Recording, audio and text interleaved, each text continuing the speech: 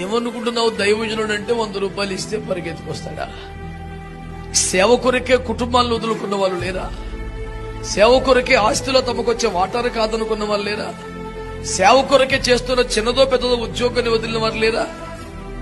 సేవ కొరకే స్వజనుల చేత కూడా తృణీకరించబడి రోజు నిందలు పడుతున్న వారు లేరా? తమ కుటుంబాల్లో పెళ్లిళ్ల కన్నా సంఘ బిడ్డల యొక్క పుట్టినరోజును ఎక్కువగా భావించి అందరికీ దూరం అవుతున్న వాళ్ళు లేరా? అన్ని విధాలా నష్టపోతున్న సేవకులను పట్టుకొని 100 రూపాయలు ఇస్తే ఎవడైనా వస్తాడని మాట్లాడితే నాకు పిచ్చి కోపం వచ్చింది. యథార్థంగా మీ దగ్గర ఒప్పుకుంటున్నాను. సేవకుడు కదా, నీ కోపం రాకూడదు కంటే సేవకుడు అయినందుకే వచ్చింది కోపం నాకు.